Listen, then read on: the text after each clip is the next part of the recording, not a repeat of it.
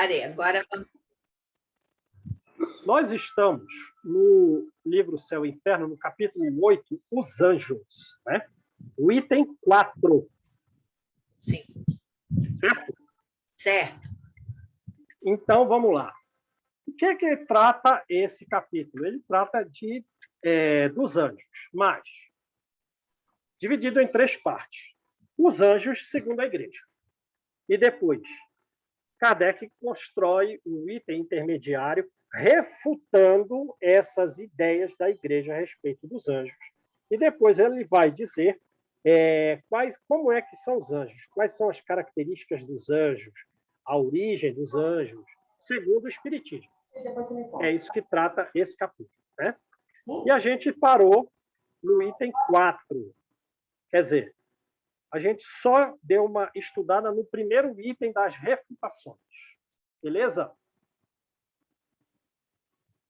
Então, vamos a um resumo do que a gente viu na aula passada.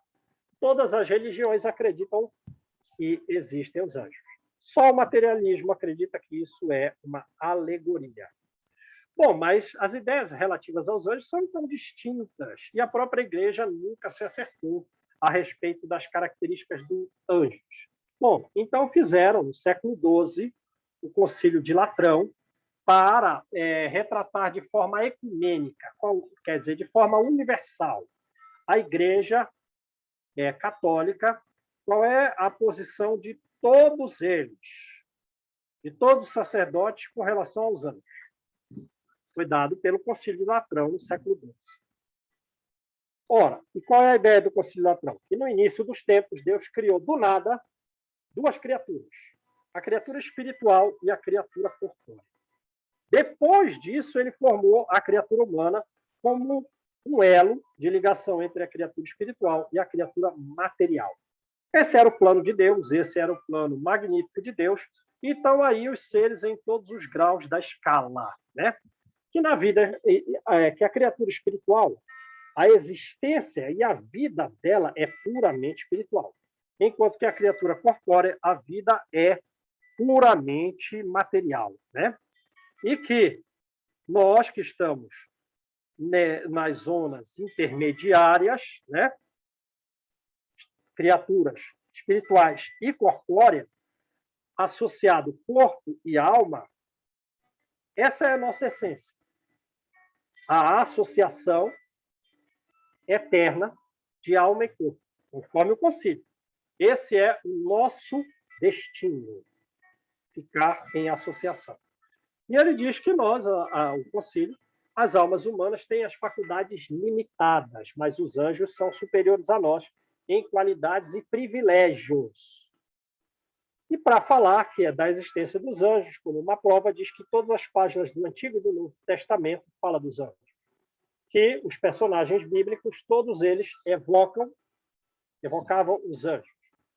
Os anjos respondiam. Porque os anjos apareceram na vida dos patriarcas, dos profetas, no nascimento e na vida de Jesus e também na morte de Jesus, né? Os anjos fazem o quê? Eles transmitem as mensagens divinas. Eles falam do futuro, eles executam a justiça e a misericórdia de Deus, né? E que a crença nos anjos existe mesmo lá no politeísmo e na mitologia, que aqueles cultam gênios bons e maus não eram senão uma crença um pouco distorcida a respeito dos anjos. E os homens? Os homens eles têm uma ideia imperfeita, que mesmo o contato com o sobrenatural, para eles aparece como uma espécie de enigma no espelho, que ele não consegue entender muito bem. É que todas as ideias dos homens vêm através dos sentidos. Ele necessita comparar os objetos. E assim ele nunca consegue contemplar nem a si mesmo, como alma, não consegue contemplar bem os anjos e muito menos a Deus. Agora, os anjos não. Eles não têm essa dificuldade. Porque eles não têm corpos. Então, eles não são tolhidos. Não há uma limitação para eles. Então, eles estão em todas as partes do mundo. Eles agem de forma muito rápida, mais rápida que o pensamento, né? E o limite das suas alterações são a vontade de Deus e a liberdade que os homens têm de escolher ou não, de aceitar ou não os seus conselhos, né? Os anjos, eles veem o que é importante ver, mas eles não raciocinam como nós, né? De uma coisa chegar a outra. chegar a outra coisa, quer dizer, o raciocínio indutivo. Essa é a causa, aquela é a consequência, e assim, não. E como que é os anjos assim? O raciocínio deles é intuição pura.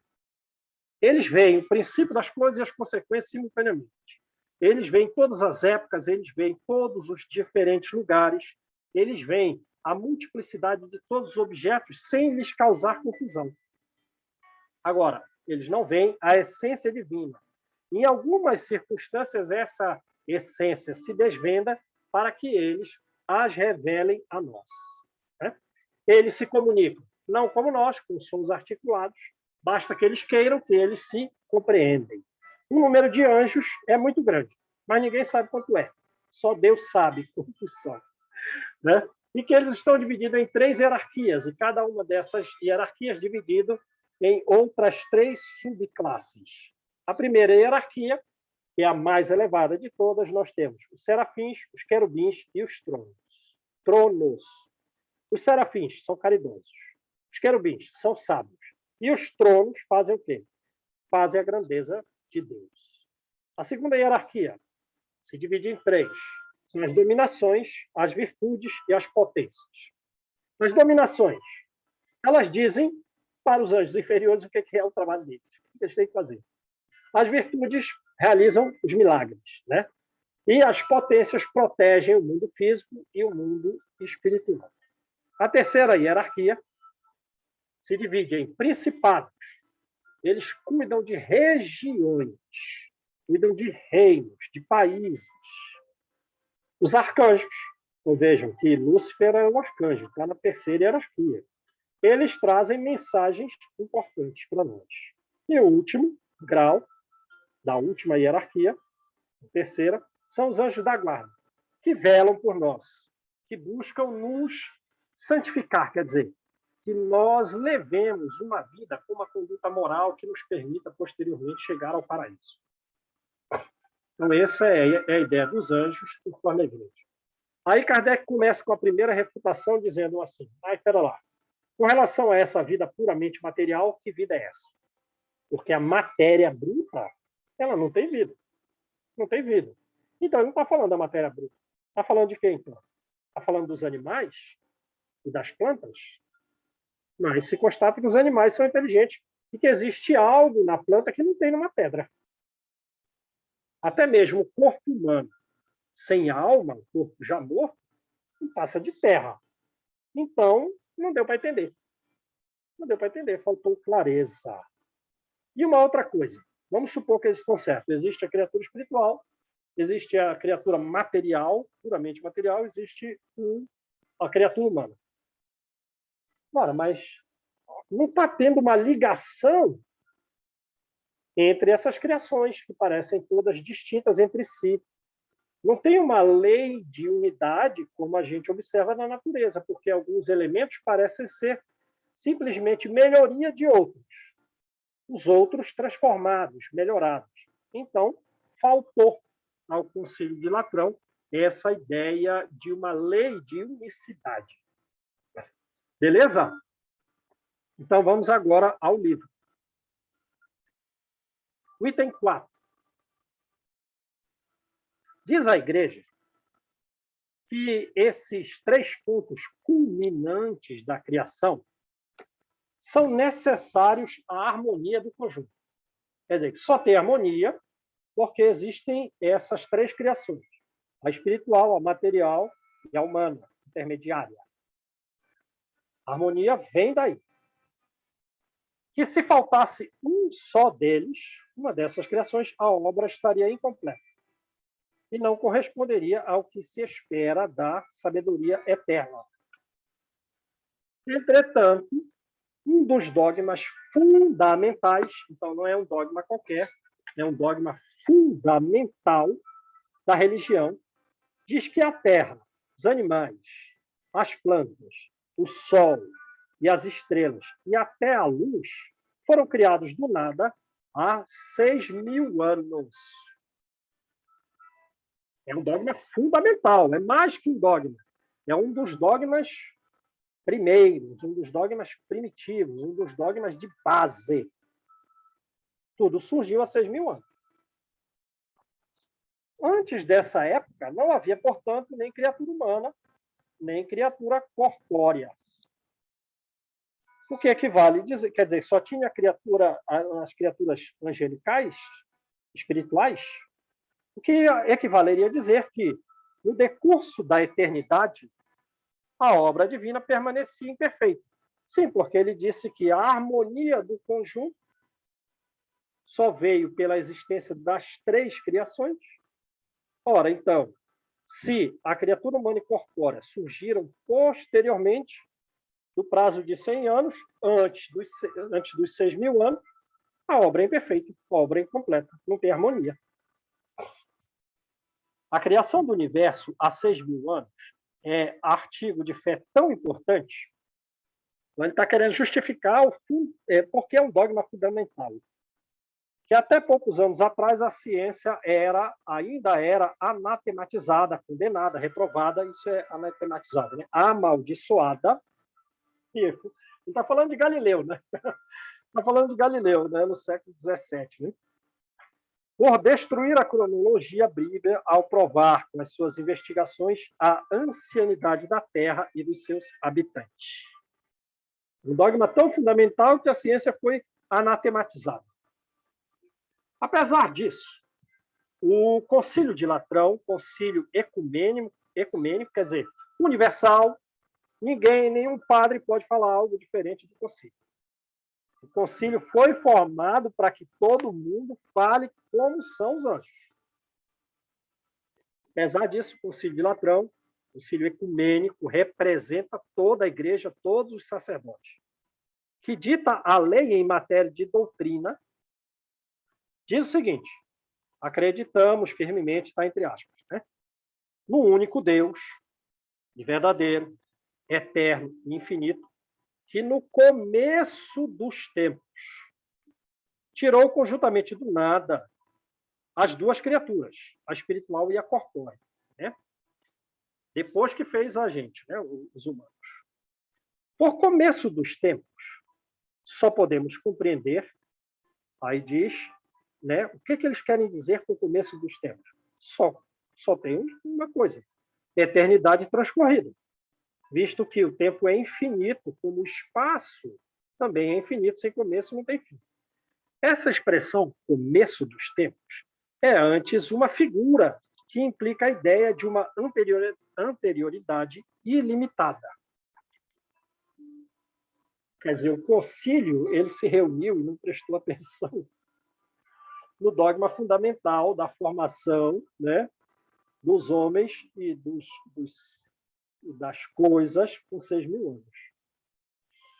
Essa expressão ela é, antes de tudo, uma anterioridade limitada.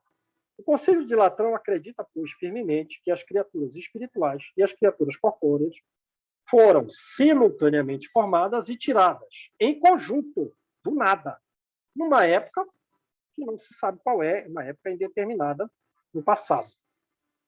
Ora, aqui fica reduzido assim o texto bíblico que a data da criação é de 6.000 dos nossos anos. Mesmo admitindo que seja o começo do universo visível, esse seguramente, os 6.000 anos, não é o começo dos tempos. E agora? Devemos crer no concílio ou devemos crer na Bíblia? Então, Kardec aponta aí uma questão de diferença temporal entre o concílio e o dogma, um dos dogmas fundamentais escrito no texto bíblico da formação nossa e das coisas há 6.000 anos. Item 5. O mesmo concílio formula uma estranha proposição. Ele diz: nossa alma, diz, igualmente espiritual, é associada ao corpo de maneira a não formar com ele, com o corpo, senão uma pessoa, só uma. E tal é essa associação que esse é essencialmente o seu destino. Quer dizer, esse é o nosso destino? Essa é a finalidade para o homem? ele ser eternamente associado ao corpo? Ora, se o destino essencial da alma é estar unida ao corpo, esta união constitui o seu estado normal. Esta união constitui o seu objetivo. Mas ainda, essa união se constitui o fim, visto que tal é o seu destino. A gente está na época da refutação, né? Está no item intermediário de refutação. Entretanto, a alma é imortal e o corpo não.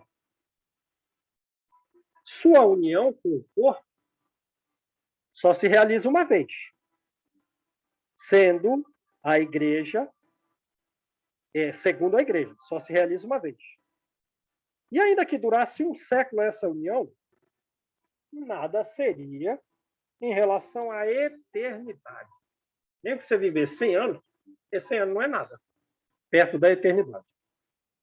Ora, e sendo de apenas algumas horas para muitos, sim, porque algumas reencarnações, né, duram horas. Né? Morreu aí antes de um ano, não durou muito. Que utilidade teria para a alma uma união tão efêmera? E essa é a essência, esse é o fim, esse é o destino. Mas mesmo que essa união se prolongue tanto quanto se pode prolongar uma existência terrena, 120 anos, ainda assim se poderia afirmar que o seu destino é estar essencialmente a alma ligada ao corpo? Não tem como, não dá. Isso não é a essência. Essa união não passa, na realidade, de um mero acidente. Essa reunião não passa de um mero estágio na vida da alma e nunca do seu estado essencial. Agora é a época da refutação, né? Está refutando as ideias do concílio, as ideias da igreja. Se o destino essencial da alma é estar ligado ao corpo material, se, por sua natureza e segundo o fim providencial da sua criação, essa união é necessária às manifestações das suas faculdades, forçoso é concluir que a alma sem corpo é um ser incompleto. É um ser incompleto. Se a nossa finalidade é estar sempre associada ao corpo, quando não estamos, somos seres incompletos. Ora, para que a alma cumpra os seus desígnios, cumpra os seus propósitos, é preciso que, depois de deixar um corpo, ela tome outro. O que nos conduz forçosamente à pluralidade das existências. Em outras palavras, a reencarnação. Porém, de forma perpétua.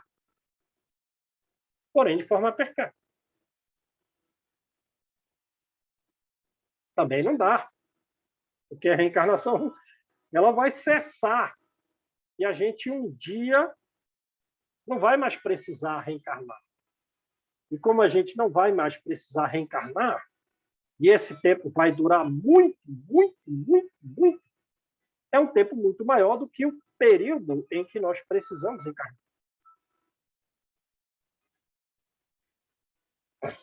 É realmente muito estranho que um concílio tido por as luzes da igreja, os sábios da igreja, tenha tal ponto identificado os seres espiritual e material, de modo a não poderem existir um sem o outro.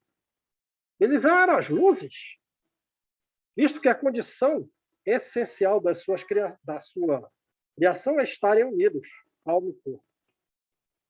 Essas são as luzes? Não são. Essas são as luzes. Somos nós mesmos. Não era nós que estávamos lá nesse concílio.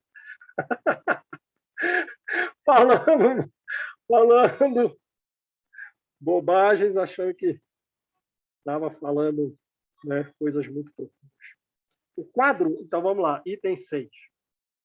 O quadro hierárquico dos anjos nos mostra que várias ordens têm nas suas atribuições o governo do mundo físico e da humanidade, para cujos fins foram criados, né? Isso é o pessoal da segunda e da terceira hierarquia, né? A segunda hierarquia tem a potência que cuida do mundo. E nós temos, na terceira hierarquia, os anjos da guarda, que cuidam da humanidade, né? Nós temos os arcanjos, com mensagens elevadas, e nós temos aqueles que cuidam das regiões, né? Dos grupos, da coletividade. Tá. Mas, segundo o Gênesis, o mundo físico e a humanidade não existem senão há 6.000 anos. O mundo físico e a humanidade. E o que faziam, então, antes disso, né? E o que faziam, pois, tais anjos da segunda e terceira hierarquia, anteriormente a essa era de criação do mundo e da humanidade, durante a eternidade, quando não existia o objetivo das suas ocupações? Quem está trabalhando em quê? Os anjos não foram criados desde toda a eternidade? Assim deve ser, já que servem à glorificação do Altíssimo. Se Deus os tivesse criado numa época qualquer determinada, e não desde toda a eternidade, teria ficado, então, Deus, isto é, durante toda a eternidade, sem adoradores. Quer dizer, de duas uma, né? Ou esses anjos aí da segunda hierarquia, antes da criação do mundo e da humanidade, há 6.000 anos, não estavam fazendo nada, não fazia nada.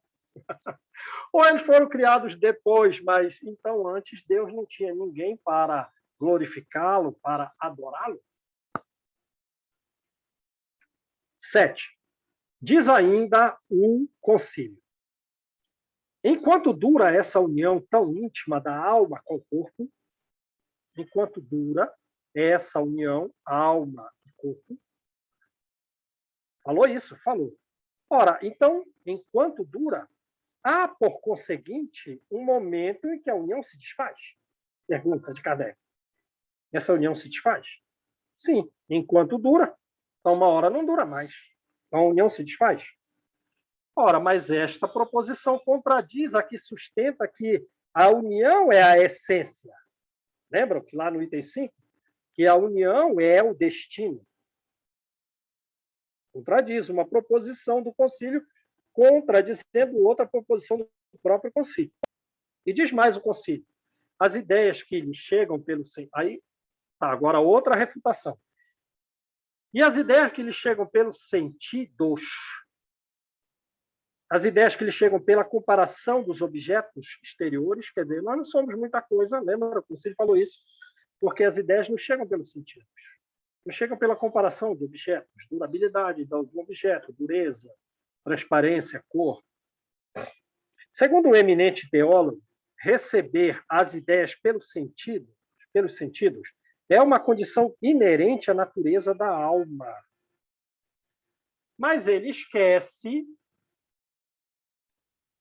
as ideias inatas.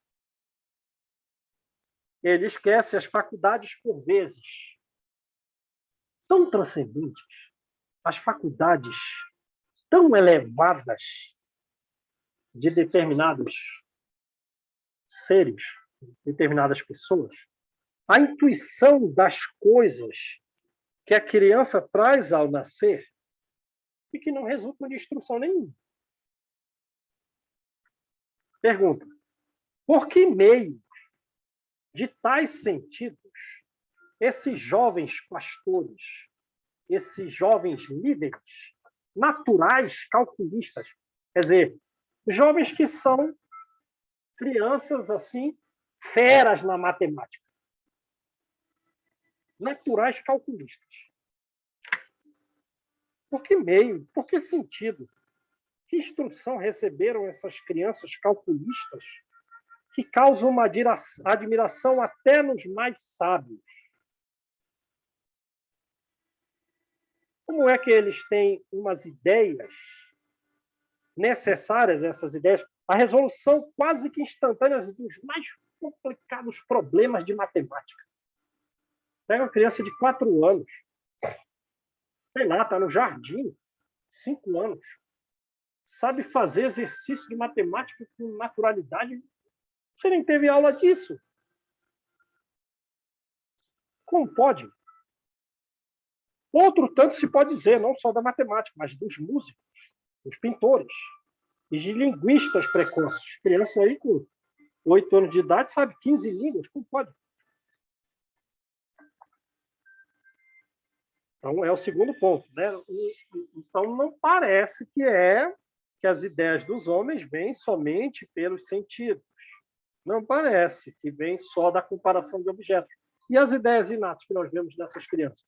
Dessas músicas, dessas pintoras, linguistas, matemáticos. Os conhecimentos dos anjos não resultam da indução, é ainda o concílio, está entre aspas, né? E do raciocínio.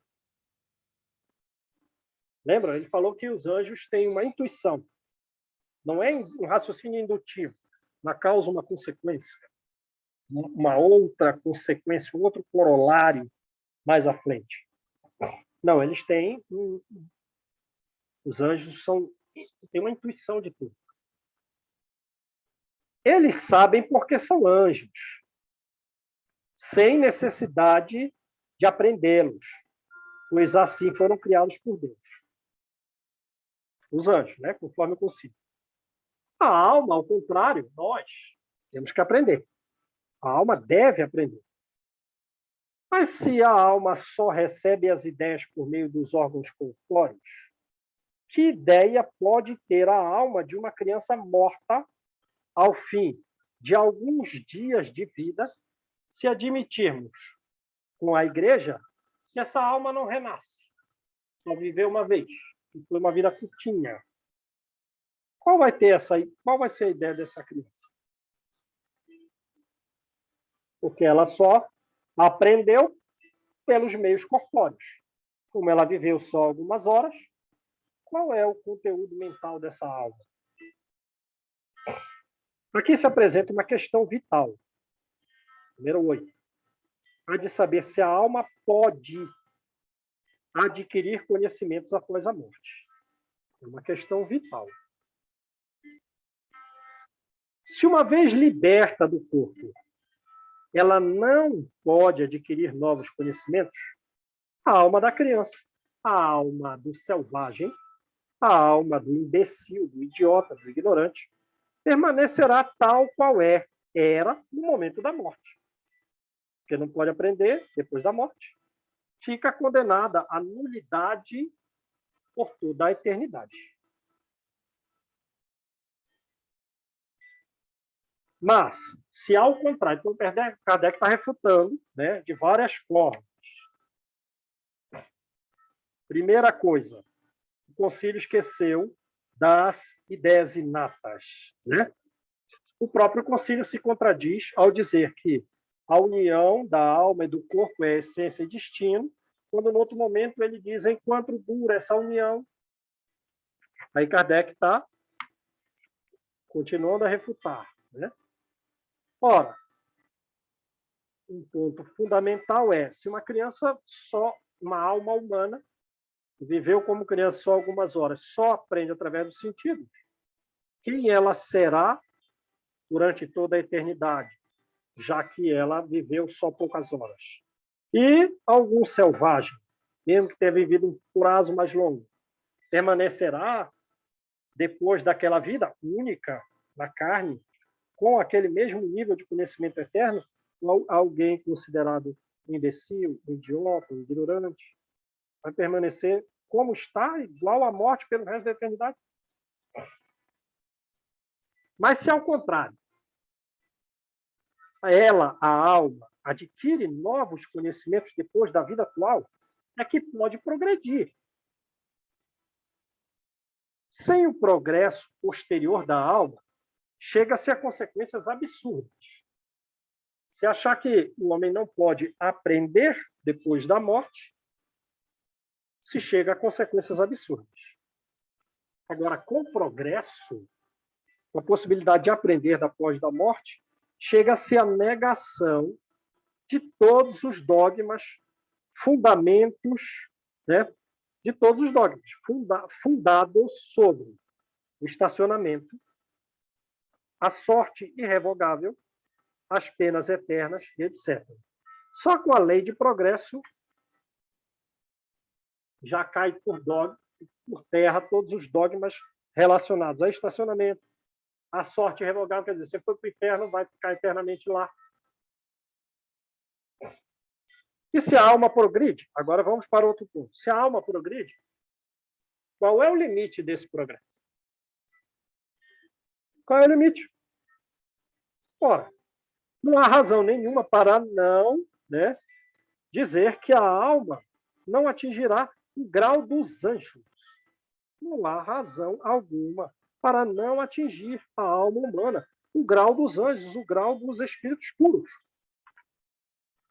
Ora, com tal possibilidade de atingir um estado de espírito puro, não se justifica a criação de seres especiais, de seres privilegiados, isentos de qualquer trabalho, gozando a felicidade eterna sem nada terem feito para conquistá-la, ao passo que outros seres, menos favorecidos, só obtêm essa felicidade suprema à custa de longos e cruéis sofrimentos e rudes provas. É fora de dúvida que Deus poderia ter assim determinado. Quer dizer, Deus poderia fazer o que ele quiser, podia até criar seres privilegiados, poderia. Mas admitindo que ele é infinito nas perfeições, sem as quais ele não seria Deus, há que se admitir também que ele nada fez de inútil.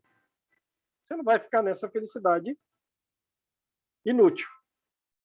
Nada fez que desminta uma ideia de justiça soberana e uma ideia de soberana bondade. Ora, então ele não criou seres parciais, né? Já elevados, sem nada fazerem, super privilegiados, porque isso fere a soberana justiça. Isso fere a soberana bondade, porque foi bom com alguns e não com outros.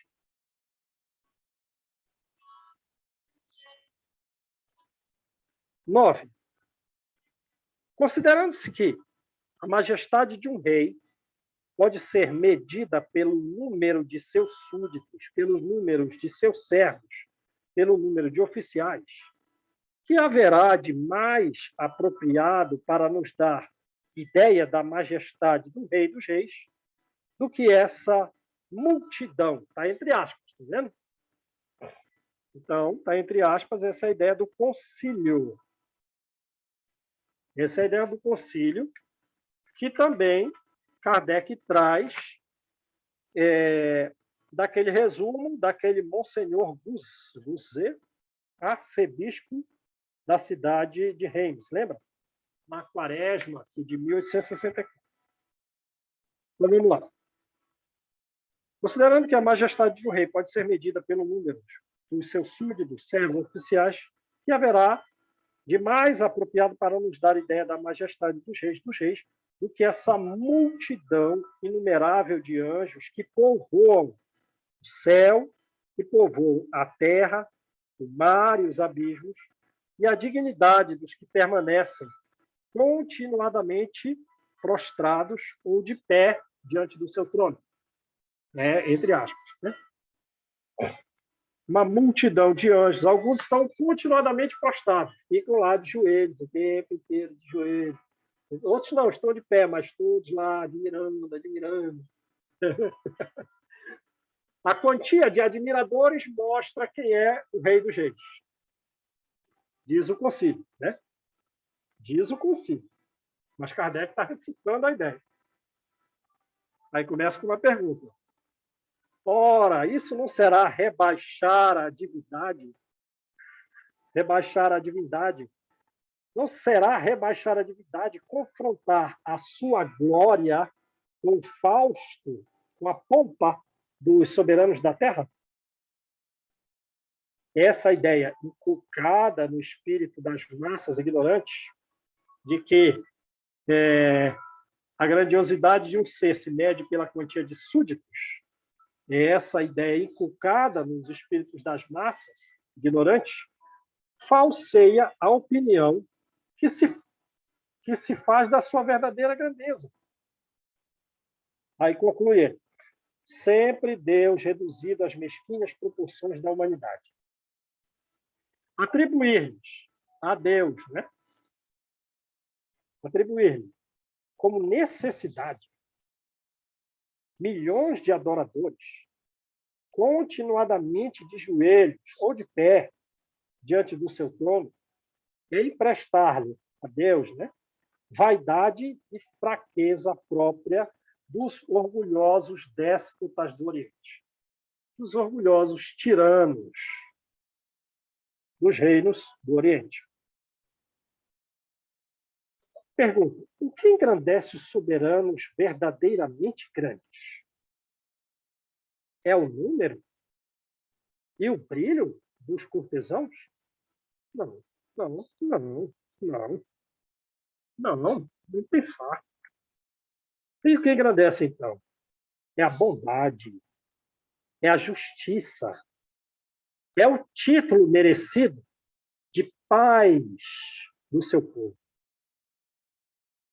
Perguntarei se haverá algo mais apropriado a nos dar-nos a ideia da grandeza e da majestade de Deus do que a multidão de anjos que lhe compõe a corte? Há alguma coisa? Sim, há. Sim, certamente que há. E essa coisa melhor consiste em representá-lo às criaturas. De que forma? Soberanamente bom. Soberanamente justo.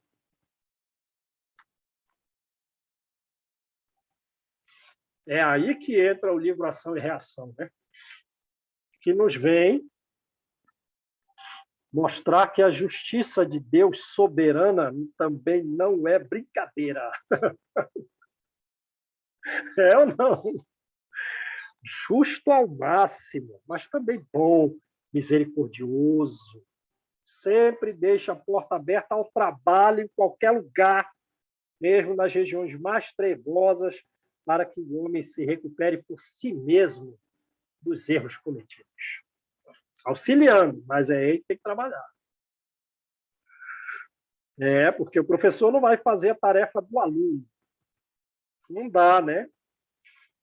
Ora, então mostra aos homens um Deus soberanamente bom, um Deus soberanamente justo, um Deus misericordioso.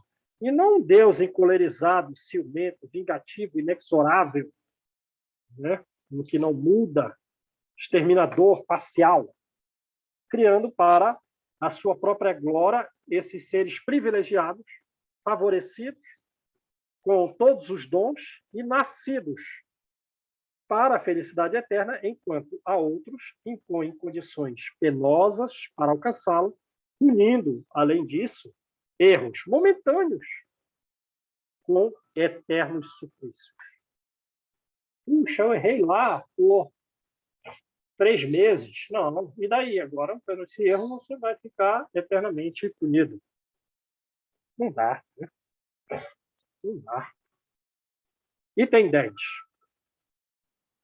A respeito da união da alma com o corpo, o Espiritismo professa uma doutrina infinitamente mais espiritualista, para não dizer menos materialista, tendo ainda a seu favor, o favor de quem? A favor do Espiritismo, né? Da doutrina que o Espiritismo professa, a respeito da união da alma com o corpo numa visão espiritualizada e não materializada. O que é a favor dessa teoria do Espiritismo? A conformidade com a observação e a conformidade com o destino da alma. O que a gente vê e com qual é a nossa finalidade como alma? Ele quem? Vamos ver se o pessoal também está prestando atenção, né? O Espiritismo. espiritismo. O espiritismo. Está prestando sim. Isso aí, gente. Abri o microfone aqui, fico tudo enrolado nesse negócio aqui. Isso aí, o Espiritismo. O Espiritismo nos ensina que a alma é independentemente do corpo, constituindo o corpo, apenas um envoltório temporário. A espiritualidade é a sua essência. E a sua vida normal é a vida espiritual. O corpo não passa de um instrumento para o exercício de suas faculdades nas relações com o mundo material. Separada do corpo, a alma goza dessas faculdades com mais ampla liberdade. Ah, então olha isso, quer dizer que qual é o meu grau de inteligência? É tal, quando eu estou encarnado. Quando eu sair do corpo, vai ser maior. Qual é o meu grau de amor? Está um pouco baixo ainda, João. Tem que sofrer algumas durezas bem ríspidas da vida para ver se nasce com paixão no seu coração. Beleza, então manda essas provas aí para adquirir compaixão. Aí tá, o resto da vida, está com 50 anos, mais uns 30, 40 anos aí, tentando aumentar essa compaixão, mas quando tiver sem corpo, tá melhorzinho, vai estar melhor, João. Acredito, adquirir algum grau de amorzinho, tá mais bonitinho. Item 11. Embora a união da alma com o corpo seja necessária aos seus primeiros progressos, só se verifica essa união no período em que podemos classificar como um período de infância e adolescência da alma. Quer dizer que a reencarnação está vinculada ao período infantil e o período adolescente nosso. Sou uma criança,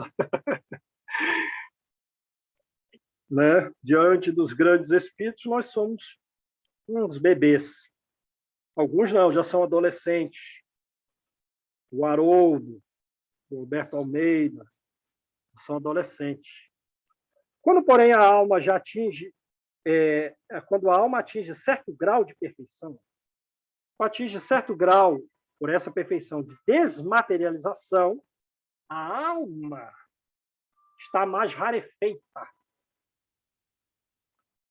Lembra que diversos livros de André Luiz fala saiu do corpo de forma desdobrada. Lembra? Desdobramento.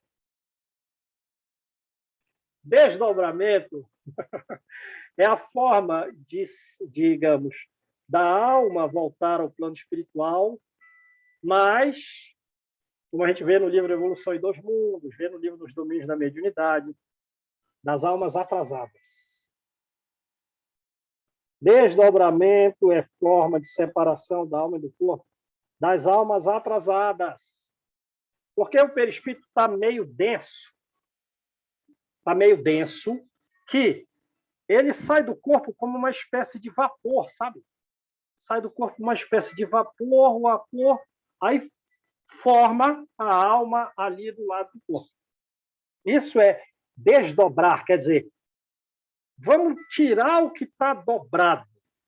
Fluidos densos, meio dobrados. Agora, uma alma já brilhante, mesmo estando encarnada, da mais pura luz, um médium com muito estudo, que sofreu também muito na vida, ele não se desdobra.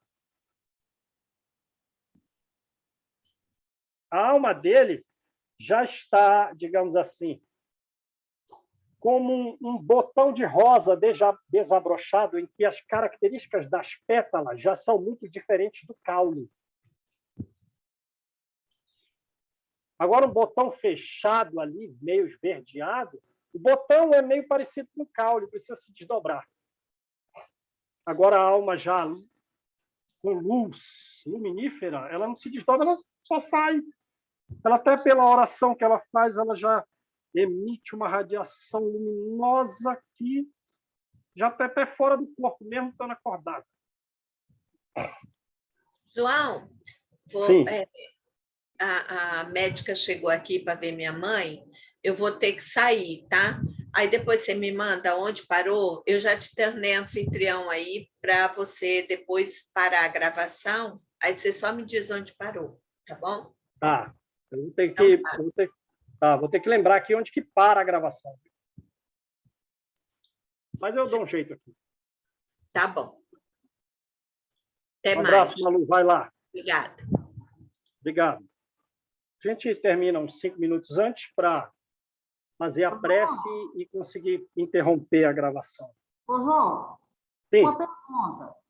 Sim. Essa característica que você falou dos espíritos luminares, né? Que basta eles... Seria o que é dito no livro dos espíritos como sendo ubiquidade?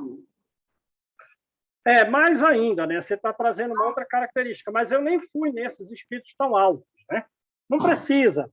Existem muitos espíritos na Terra que não são luminares, mas eles têm luz e eles não se desdobram, não necessitam mais se desdobrar. Percebe? Não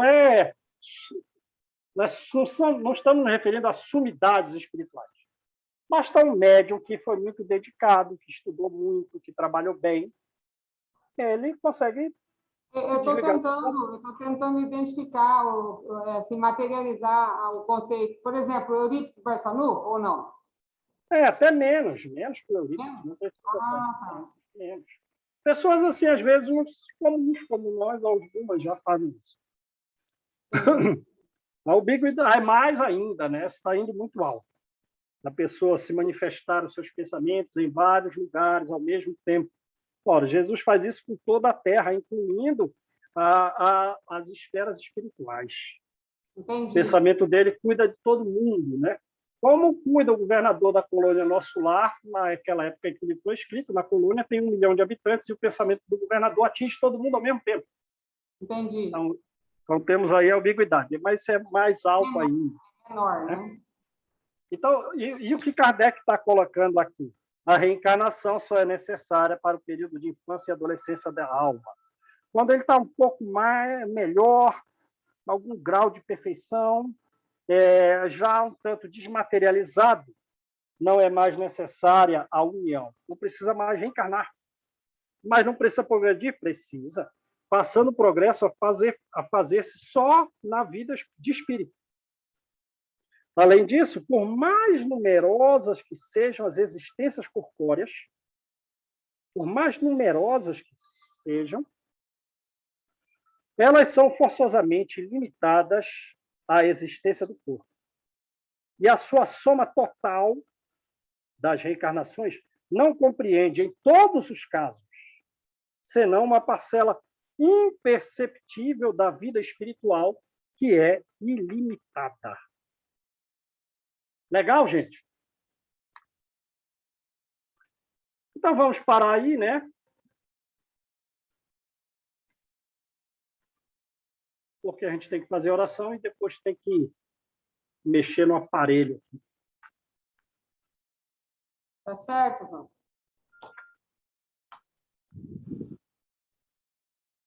Quem faz para a gente, então, a oração, gente?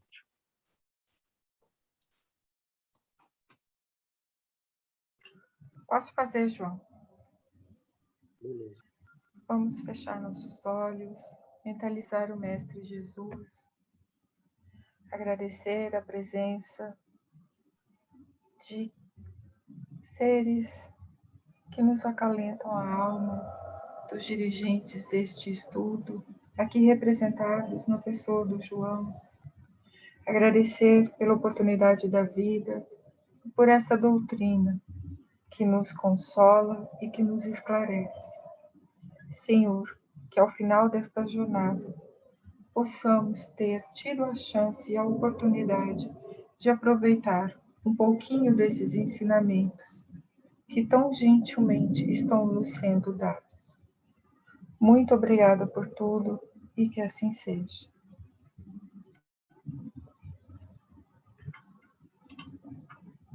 Obrigada, João. Agora, né? Obrigado a vocês, gente. Apareceu aqui.